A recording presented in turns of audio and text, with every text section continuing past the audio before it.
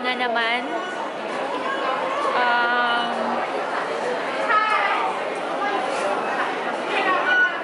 Anim na araw na naman na maghihirap. Stress sa trabaho. Pero kakayanin kasi kailangan. Sa mga kababayan ko na gusto mag-abroad, meron lang akong tips kung bago ka mag-apply, kailangan buo ang loob mo. Buo ang loob, number 1. Kasi, kapag hindi buo yung loob mo, pagdating mo dito, iiyak at iiyak at iiyak ka na lang. Kasi diba, ang hirap iwanan yung pamilya, lalo na kung may mga anak ka pang maliliit, kagaya ko. Iniwan ko yung mga anak ko, maliliit pa sila. 10 years old yung babae kong anak, tsaka 4 years old yung lalaki ko. So, may dalawa akong anak.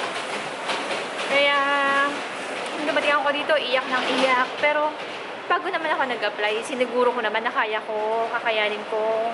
Kasi nga, yung plano ko, mapaaral sila, mapabuti ang kinabukasan nila. So, pinilit ko, kinaya ko, iwan sila sa asawa ko at sa biyanan ko. Kasi panatag naman yung loob ko na nasa maayos naman silang kalagayan. At yun, kailangan buo ang loob. Pangalawa, kailangan mahaba ang pasensya. Kasi ibang lahi sila, yung mga amo mo dito, ibang lahi. So, iba yung way of life nila dito, tsaka yung mga tradisyon nila, iba. Kaya, may mga pagkakataon na masungit sila, pero mabait naman sila. Mas maganda dito sa Hong Kong kasi hindi nananakit yung mga amo. Siguro may mga ilan-ilan lang na nananakit, pero depende naman siguro sa sitwasyon. Kaya ayun, dapat mahaba ang pasensya. Pangatlo, yung may goal ka kung bakit ka nag-abroad, bakit ka mag-abroad. Na kung ano yung mga plano mo sa pamilya mo, kung bibili ka ba ng car, ng bahay at lupa, yung kinabukasan ng mga anak mo, mapag-aral mo. Yun din yung isa sa mga goal mo. Kaya porsigihin mo na matupad yun. Pang-apat,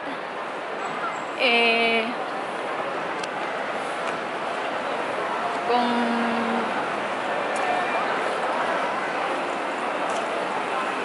ano ba pang-apat?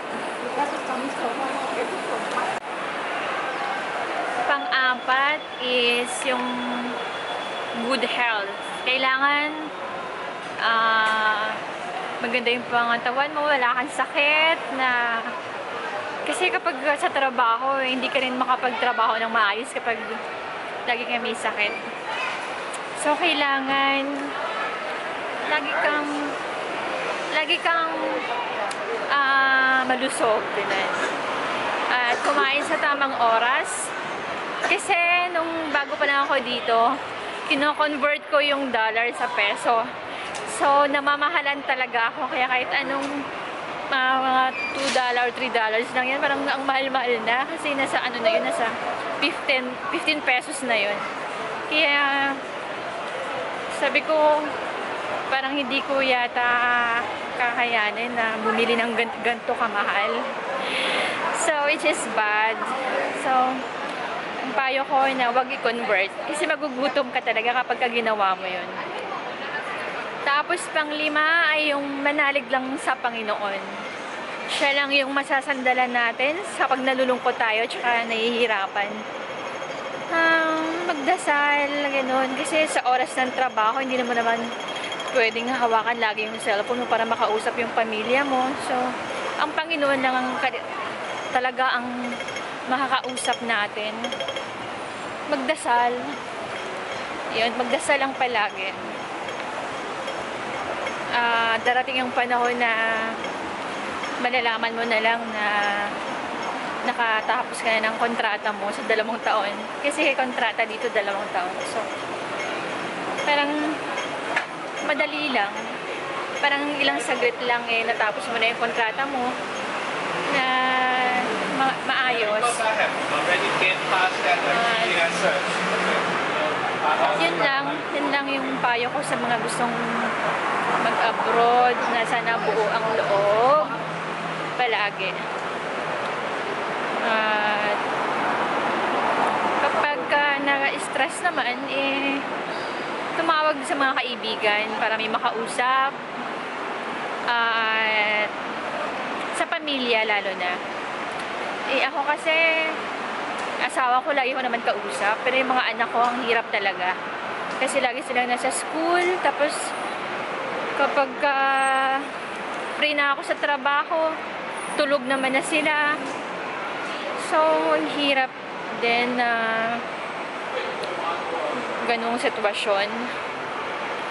Pero para sa akin, okay na rin yung ganun. At least, maayos naman yung kalagayan nila. Yan lang naman ang gusto ko. Tsaka, syempre, mapag-aral sila ng maayos. Kasi, yung plano namin mag-asawa, yung hindi namin naranasan nung maliit pa kami, gusto namin ipapadanas namin sa kanila. Yung mabilhan ang gusto nila, yung makapag-aral sila, makapagtapos. Ganon yung plano namin mag-asawa. So, sa awan ng Diyos, 14 years na kami ng asawa ko. Sa hirap at ginhawa kami pa rin. Siyempre, hindi naman mawala sa asawa yung may tampuhan, may away, pero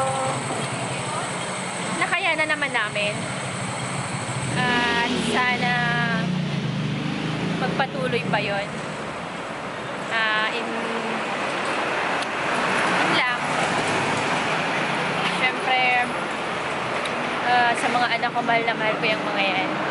Kaya ako nandito para sa kinabukasan nila. Yun lang guys, uuwi na ako sa bahay. At gabi na. So, see you. And God bless. Mwah.